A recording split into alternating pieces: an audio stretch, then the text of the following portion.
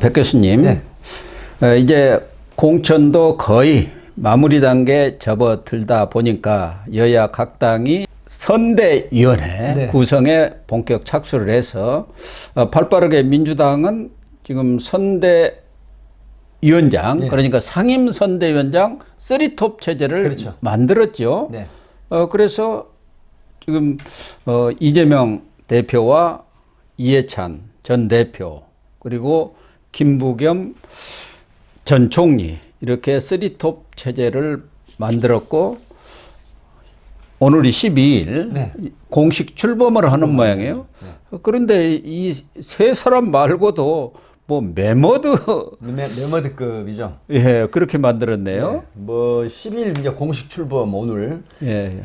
선대 명칭이 정권심판 국민 승리 선대위라고 이렇게 해놨습니다. 예, 그렇네요. 정권심판 네네. 오늘 부각시키고 싶은 마음이 거기 들어있네. 그러니까요. 그렇게 해서 이제 그 뭐 최고위원들 포함해가지고 이렇게 8명의 공동선대위원장, 그다음에 최고위원도 모두 최고위원도 공동선대위원장 그 7명의 위원이죠. 이렇게 그러다 보면 한 20명 위원장 명단을 보면 20명입니다. 이제 이렇게 돼가지고 선대위 총괄은 역시 친명, 찐 친명이 선대본부장 조종식 사무총장하고 김민기 의원이 이제 하는 걸로. 김민기 의원은 용인을인데 불출마를 네네. 지금 선언했지 않습니까? 네네네. 3선은. 네.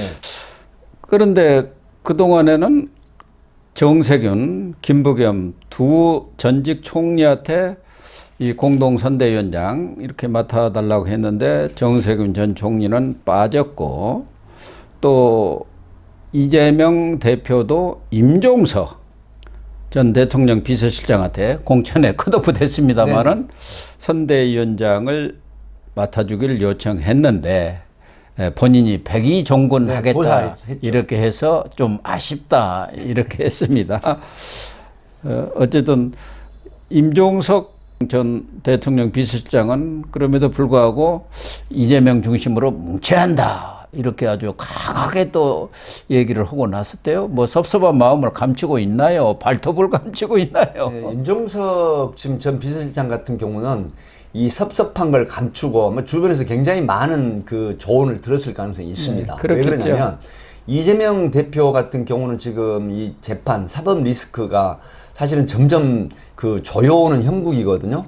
이러기 때문에 만약에 총선에 승리를 한다고 하더라도 설령 그 지역구 개항을 해서 승리를 한다고 하더라도 이 사법 리스크에 대한 어떤 결정이 나왔을 때 상당한 리스크가 올 수밖에 없고 그 다음에 이제 전체적인 상황을 보면 지금 비명계가 학살을 당했지 않습니까? 그렇기 때문에 이 친명계가 있었다 하더라도 지금 지역구도라든가 여러 가지 상황 보면 이 친명으로 간판을 걸고 도전했던 사람들이 상당히 낙선할 가능성이 있다라는 거죠. 이랬을 때 사법 리스크와 그 다음에 친명의 그 무너지는 이런 형국이 된다고 하면 차기 8월 달에 있는 더불어민주당의 당권이 결국 대권으로 연결되는 부분이거든요.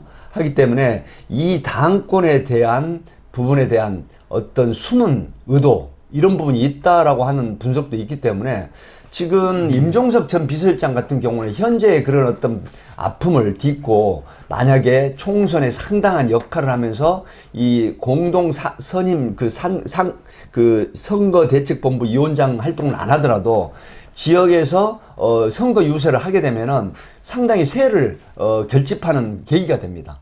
그러면 8월달 전당대회 때 그 비록 원외이긴 하지만 당대표에 도전할 가능성이 있다라고 하는 이런 부분이 있다. 이런 부분도 결코 배제할 수는 없다는 그런 분석이 가능한 것이죠. 네. 그러나 제일 지금 중요한 것은 또 관심은 김부겸 전 총리가 왜 지금 이 시점에서 상임 공동선대위원장이라는 이 카드를 집어들었느냐. 어떻게 보면은 뜨거운 감자나 다름없는데 경우에 따라서는 이 총선에서 질 경우 본인이 책임을 사실상 뒤집어 쓰는 결과가 될 수밖에 없잖아요. 그렇죠. 이재명 대표로서는 자기 지역구가 제코가 석자이기 때문에 거기에 지금 전념을 해야 할 상황이고 이해찬 전 대표만 하더라도 건강상 문제로 뭐 전국을 돌아다닐 그런 상황은 아닐 겁니다. 아마 뭐 중앙당에 앉아가지고 전체적인 어떤 선거 전략이라든가 이런 정도 할 텐데 현장을 뛰고 지원 유세 나가고 몸으로 뛸 수 있는 사람은 김부겸 한 김부겸 사람 전 아니에요. 총리죠. 그런데 이재명 대표 입장에서는 누가 보더라도 이재명보다는 캐리어라든가 모든 면에서 월등히 우위를 점하는 이 김부겸을 왜 끌어들였을까? 네. 그게 무슨 이재명 입장부터 한번 따져보죠. 이제 이재명 대표가 앞에 말씀을 드렸지만 사법 리스크, 만약에 또 총선 실패 이렇게 되면 사실은 상당히 그 입지가 흔들린다는 그런 측면이 있거든요. 예. 이렇게 됐을 때 김부겸 전 총리는 사실 TK 아닙니까? 예. 뭐 원래 고향이 상주지만 이제 TK 지분을 상당히 가지고 있다라고 하는 측면이고, 지금 대구 경북 지역도 사실은 20%대이긴 하지만 이 더불어민주당을 지지하는 세가 20% 정도는 있습니다. 그렇죠. 이제 늘 뭐 20% 이상이 있더라고요. 뭐 하여튼 20%대라고 지금 분석은 나와 있습니다. 뭐 통상 30% 미만 20%대라고 나와 있기 때문에 이 더불어민주당 지지세가 어찌됐든 TK에서 이제 상당히 무시할 수 없는 그런 그 투표 성향이 있는 것이고, 그러면 이재명 대표가 만약에 낙마라고 하는 부분을 떠나서 총선 참패에 대한 책임론이 들고 일어날 수가 있습니다. 이렇게 되고 또 사법 리스크가 여기에 더해진다고 하면 이 입지가 흔들릴 가능성이 굉장히 높다. 그러면 여기에 파고들 수 있는 사람이 지금 공동 상임선대위원장을 하면서 총선을 이끌었던 사람 중에 한 명인 김부겸 전 총리가 상당히 소위 달빛 동맹이라고 하죠. TK 지분을 가지고 또 뭐 친문, 친이를 떠나서 호남권의 지지세하고 또 수도권의 지지세를 상당히 엮고, 또 중도층이나 무당파 쪽에서 또 일정 지분이 김부겸 전 총리를 상당히 합리적이다라고 해서 지지하는 그 성향이 있습니다. 이런 부분이 이제 플러스 알파가 된다라고 하면 정치 재개를 통해서 본인의 어떤 또 목적하는 바를 이어갈 수 있다, 이런 생각도 할 수가 있다, 이렇게 봅니다. 아니 그러니까 이재명 입장에서는 왜 그런 사람을 지금 공천 과정에서 자기의 적수가 될 만한 사람들을 싸그리 쳐버렸지 않습니까? 네. 그런데 왜 김부겸을 끌어들였느냐? 무슨 생각이 있어서 김부겸이 말씀하신 대로 그러할 정도의 경우에 따라서는 자기 위치를 넘볼 수 있는 사람을 그렇죠. 왜 끌어들였을까? 사실 그거죠. 김부겸 지금 전 총리를 끌어들인 부분은 아마 이제 처음에는 고사를 했었지 않습니까? 근데 예, 이재명 그러니까요. 대표가 지금 상당히 공을 들였다는 얘기가 나오는 거는 아마 그 총선에 관련된 그런 어떤 역할을 좀 기대를 하고 이렇게 지금 끌어들인 걸로 되는데, 우리 교수님 그 분석은 어떤 분석이신가요? 아니 김부겸 같은 사람은 여러 가지 측면에서 통합이라는 측면에서는 가장 맞는 사람이죠. 네. 지금 통합으로 갈 수밖에 그렇죠. 없는 네. 상황 아닙니까? 더군다나 이재명으로서 지금 자신감이 있는 거 아니겠어요? 당을 다 장악해 왔는데 자기가 들어온들 어떤 생각이야 뭐 자유겠지만 김부겸이가 들어온다고 해서 지금 자기가 흔들릴 이렇게 상황은 아니다. 견고하게 구축해 놓은 성, 김부겸이가 무슨 지분이 있는 사람이 아니지 않습니까? 그렇죠. 또 김부겸 이른바 김부겸 개라는 사람이 뭐 단 한 사람이라도 원래 있었습니까? 정치할 때도 그 사람이 개가 없었어요. 개보가. 김부겸 개라는 게 없죠. 사람은 정말 훌륭하고 인품도 좋고 합리적인 분이지만 뭐 보스기들이 조금 없어서 그런지 다른 사람들은 뭐 개보라기 갖고 몇 사람 데리고도 있었고 크든 네, 작던데 김부겸은 지금까지 김부겸 개라는 게 존재하지 않죠. 예. 그러니까 이재명으로서는 이 사람은 자기로서는 충분히 활용 가치가 있다고 본 거 아닌가요? 뭐 그 공감을 합니다. 왜 그러냐면 앞에 제가 여러 가지 그 말씀드린 장점에 대한 그런 어떤 그 플러스 효과도 있고, 또 말씀하신 것처럼 그 나를 흔들 정도의 세력은 아니다. 그렇다고 하면 총선에 있어서 김부겸 전 총리를 충분히 10분 활용함으로 해서 이 본인 이재명 대표에게 플러스 되는 요인이 있다, 이렇게 판단을 했겠죠. 어찌됐든 간에 그럼에도 불구하고 김부겸 총리는 또 정치를 재개하는 욕심은 또 있으면서 사실은 네. 정치인들은 백수로 오래 못 있습니다. 그렇습니다. 예. 지금 양평 강화에서 사실은 굉장히 뭐 정치적인 그런 어떤 외로움, 낙오, 뭐 허탈감 이런 것도 많이 느꼈을 거예요. 근데 마침 이제 총선에서 선대위원장 이런 부분이 처음에 목소리를 냈죠. 이 친문이라든가 비명 뭐 행사, 친명 행제 뭐 이런 얘기를 했었는데 굉장히 뭐 비판을 했었지만 결국은 이 상임선대위원장으로 복귀를 하는 부분은 본인이 또 정치를 재개하는 어떤 기회로 삼고 싶겠다. 이런 걸 뭐 서로 활용을 해서 이재명 대표는 이재명 대표대로 윈하는, 또 김부겸 전 총리는 김부겸 전 총리대로 윈하는 전략, 이렇게 맞아 떨어진 구도다, 이렇게 보는 것이죠. 김부겸 전 총리 입장에서는 슬그머니 원래 정계 은퇴를 했는데 정계 복귀가 돼버린 꼴이고, 네. 만약에 총선에서 이길 경우 자기 지분을 얼마든지 요구할 수도 있는 거 아닙니까? 뭐 특별히 지분이라기보다는 큰 소리를 칠 수가 있는 거죠. 그렇죠. 당내에서 네네. 나 때문에 이겼지 않느냐. 나도 발언권이 좀 100%나 때문에 이긴 건 아니지만 내가 기여를 했다. 총선에서 기여하지 않은 사람은 큰 소리 못 치지 않습니까? 그렇죠. 거기다가 친문에 지금 수장이 없지 않습니까? 없습니다. 다 잘라버렸으니까. 네. 그렇게 되면 자연스럽게 지금 친문 세력들이 있지 않습니까? 어쨌든 됐던 고민정이도 있고 윤건영이도 있고 아니, 그런 사람 원외이더라도 친문 세력이 아직까지 그 더불어민주당에 상당히 많은 그런 그 원내외에 있죠. 확보를 하고 있는 상황이니까. 그렇기 때문에 김부겸 입장에서는 이 차제에 못 이긴 척하고 들어와서 친문 수장을 차지할 수도 있고, 특히 정계 복귀가 늦어버리면은 과거에 손학규 전 대표도 그랬고 지금 이낙연 대표도 마찬가지예요. 네네. 너무 멀리 가서 오랫동안 있어버린 거예요. 한 분은 강진에 가서 한 분은 미국 그렇죠. 가서. 미국에 가서. 예.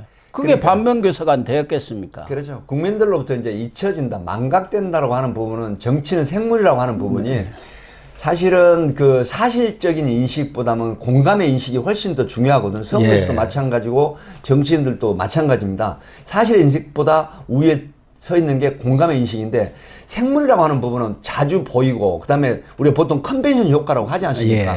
오르내리는 뉴스에 나오고 또 보도가 되고 이러면서 살아있는 생물처럼 움직이는, 가까이 다가오는 것처럼 느껴져야 되는 거거든요. 그러니까 공감하는 인식이 훨씬 사실의 인식보다 예전에 이낙연 대표가, 손학규 대표가 뭐 커리어나 어떤 이런 측면에서 정치력이 있다고 하더라도 국민이나 유권자들부터 멀어지게 되면 그게 사실의 인식이 멀어지거든요. 그러니까 공감의 인식이 훨씬 가까이 다가오면서 훨씬 가까이 느껴지는 이런 부분이기 때문에 잊혀지고 망각된다고 하는 부분은 역시 공백이 생긴다라고 하는 측면이기 때문에, 사실 김부겸 전 총리 같은 경우도 양평 강화에서 상당히 국민들부터 잊혀져 있었지 않습니까? 그렇죠. 이런 총선 때 자연스럽게 드러나는 거죠. 네, 그래서 이제 그 정치 스포트라이트를 받지 않습니까? 하지 않겠다라고 했지만 결국은 자연스럽게 정치 재개가 되면서 여러 가지 포커스에 맞춰지는 거거든요. 선거 때 제일 많이 스포트라이트를 받지 않습니까?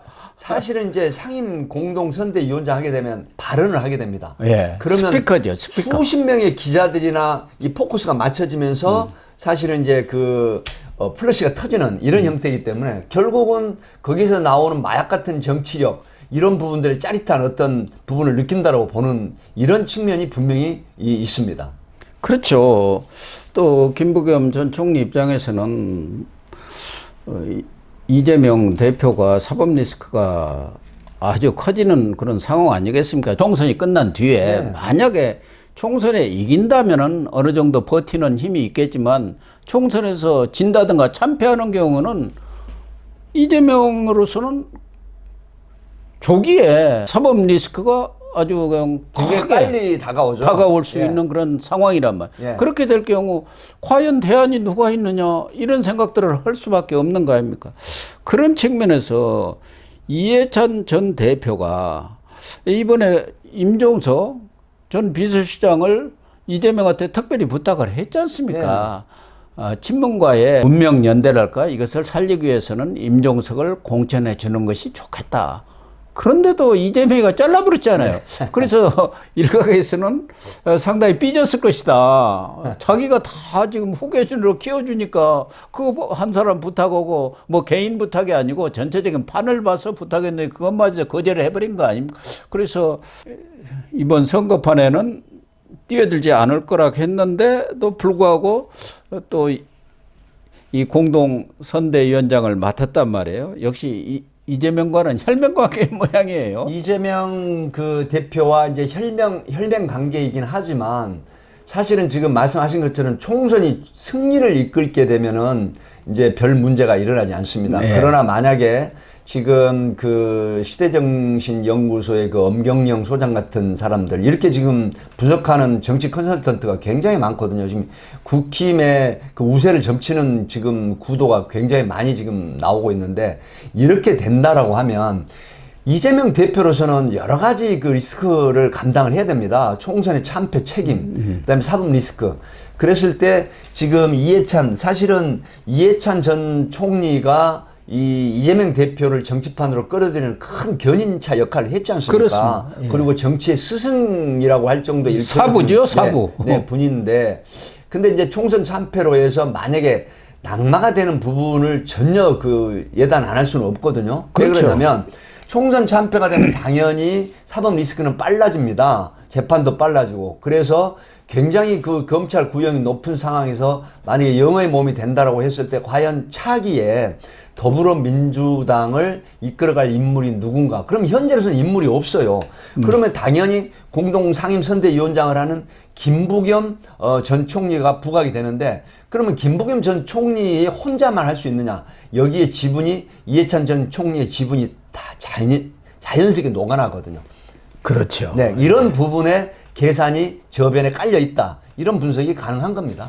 이해찬 전 대표만 하더라도 정치를 아주 오래 하신 분 정치 아닙니까? 9단이 아니라 12단쯤 되죠. 예.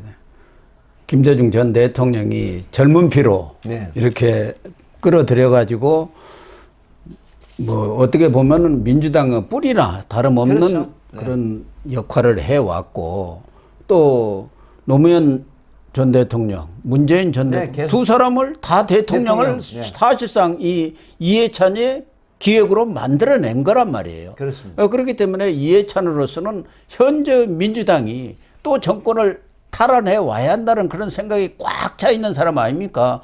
전에 뭐 20년 집권론, 그렇죠. 50년 집권론 예. 하다가 그래서 굉장히 많은 논란을 일으켰고 그 반발에 부딪혔던. 그렇기 때문에 이해찬으로서는 앞으로 큰 그림을 그릴 수 있는 유일한 사람이 이해찬 아닙니까? 네. 그렇기 때문에 이해찬 입장에서는 과연 이재명 대표가 사법 리스크를 벗어날 수 있을지 그것도 하나의 의문이지만 그렇죠. 2027년에 이재명 대선. 대표를 다시 내세웠을 때 이길 수 있겠느냐. 한동훈이든 누구든 이길 수 그것까지를 생각하지 않을 수 없는 것 아닙니까? 네, 너무 맞습니다. 지금 때가 많이 그런 차원에서 본다면은 김부겸은 좋은 대안이 될 수 있는 거 아닙니까? 캐리어도 그렇고 그렇습니다. 뭐 흠이 없잖아요. 무슨 비리라든가 이게 연관된 게 거의 없는 사람 아니겠습니까? 예, 김부겸 전 총리가 만약에 말씀하신 대로 이재명 대표가 총선 참패가 일어나면서 사법 리스크가 다가온다. 그래서 2027년 대선에 이 주자로 더불어민주당 주자로 나갈 수 없다라고 하는 판단을 이해찬 총리도 전혀 안 할 수는 없거든요. 네. 이렇게 됐을 때 현재 상태에서는 말씀하신 대로 김부겸 전 총리가 상당한 대안이 됩니다. 그 이유는 뭐냐면 일단 호남세라든가 수도권 그다음에 상당히 중도층의 지지세가 있는 분인데 거기서 또 중요한 거는 바로 TK 출신의 대선 후보가 나온다고 하면 예. 더불어민주당 출신이라고 하더라도 이재명 대표의 경북 안동 출신하고 그다음에 김부겸 총리의 TK 출신하고는 근본적으로 다릅니다. 다르죠. 질이 그렇기 때문에 달라요. 만약에 더불어민주당의 대선 후보로 이재명 대표가 낙마를 하고 물러나게 되거나 사법 리스크로 물러나게 되거나 아니면 총선에 참패한 책임을 물어서 물러나게 된다고 하면 대안이 있어야 되거든요. 그러면 TK의 지분을 확실하게 갖고 있고 중도층이라든가 호남 내지는 수도권 중도층의 지지를 받는 김부겸 총리가 갑자기 대안으로 떠올 수 있거든요. 이런 부분이기 때문에 그렇다고 하면 TK에서도 이 김부겸 총리에 대한 지지, 우리 지금 지역 출신의 김부겸 총리 커리어나 스펙으로 봐도 충분해. 다만 TK에서 지지하지 않는 더불어민주당이라고 하더라도 TK 출신의 대통령이라고 하면 상당한 민심의 변화가 일어날 수 있다. 이렇게 보거든요. 예. 그렇기 때문에 이해찬 전 총리가 내심 차기의 대항마로 김부겸 전 총리를 계산에 넣지 않을 수는 없다. 이런 분석도 가능할 것 같습니다. 문재인 전 대통령이 PK와 호남 세력의 결합이라고 한다면은 김부겸 전 총리의 경우는 TK와 호남 세력의 그렇습니다. 결합이고 오히려 더 PK와 호남 세력보다는 TK와 호남 세력이 더 공고하게 결속할 가능성이 많죠. TK는 이탈이 거의 없지 않습니까? PK 쪽은 많이 갈리거든요. 뭐 부울경은 37이든 46이든 네. 이렇게 나눠주는데. 부산, 울산, 경남은 사실 상당히 이 배분되는 경향이 있고 나눠지는 경향이 있죠. 그렇지만 더군다나 TK는 뭐 전혀 TK와 호남 간의 어떤 이 화해라는 것은 지역 그런 감정 문제도 완전히 일소할 수 있고 이른바 달빛 동맹. 홍준표 지금 대구시장이 그걸 굉장히 그걸 노리고 있지 않습니까? 굉장히 지금 공을 들인 분 아니겠습니까? 그래서 정치권에는 오래전부터 이해찬 대표가 김부겸 전 총리를 상당히 눈여겨보고 있다. 그래서 김부겸 전 총리하고 물밑 교감을 활발히 하고 있다는 소문들이 오랫동안 나 돌았어요. 그런 상황에서 김부겸 전 총리가 이번에 이해찬 전 대표와 함께 공동선대위원장에 딱 들어가니까 이해찬이 어떻게 보면은 양다리 작전이고, 양다리 작전이고 또 김부겸과 슬쩍 손을 잡았구나. 이런 이 관측이 지금 나오고 있습니다. 네. 그러니까 뭐 동상이몽이라 합니다만 세 사람이 동상삼몽을 꾸는 것 아닌가 그런 생각도 들어요. 네, 고영신 교수님이 사실은 제갈공명의 분석을 내놓으시는데 저도 공감을 합니다. 앞에서 말씀을 드렸지만 지금 이재명 대표의 여러 가지 요인이 이렇게 복합적으로 나오게 되면 흔들릴 수도 충분히 있다라고 하는 측면이 존재하거든요. 그렇다고 하면 지금 이해찬 전 총리 입장에서는 더불어민주당의 사실 정권 탈환이 굉장히 큰 목적이고 아마 대명분이 될 수도 있습니다. 김부겸 총리가 만약에 대안으로 떠올랐을 때 그런 여러 가지 계산을 한 것이 분명하거든요. 그래서 2027년도 대선의 주자로 역시 말씀하신 것처럼 여러 가지 정치적인 부분이라든가 사적인 측면에서도 흠결 사항이 없는 이런 김부겸 총리, 특히 TK 지분, 그 다음에 이제 이 수도권 무당층이라든가 호남의 지지세, 이런 부분들, 그리고 이제 이해찬 총리가 뭐 상황 노릇을 할지 안 할지는 모르겠지만 뒤에서 이 대선의 전략을 편다라고 하면 또 충청권의 몫이 분명히 있거든요. 있죠. 그렇기 때문에 이런 측면에서 김부겸 전 총리가 대안으로 부상할 수도 있다라고 하는 측면은 사실은 오래전부터 말씀하신 것처럼 정치권 언더그라운드에서 해자된 부분은 차기에 김부겸 총리가 상당히 뜰 수도 있다라고 하는 것은 현실로 지금 나타나고 있는 조짐이다. 이렇게 보이는 거죠. 그렇습니다. 뭐 결론적으로 이 세 분이 이번 총선에 공동 선대위원장을 맡았는데 이 사람들이 뭐 동상 삼몽을 꾸고는 있습니다만 그 결과가 어떻게 될지는 결국 총선 총선 결과가 결과가 가르쳐 줄 것이다. 그렇습니다. 이렇게 결론을 해도 될 것 네네. 같습니다.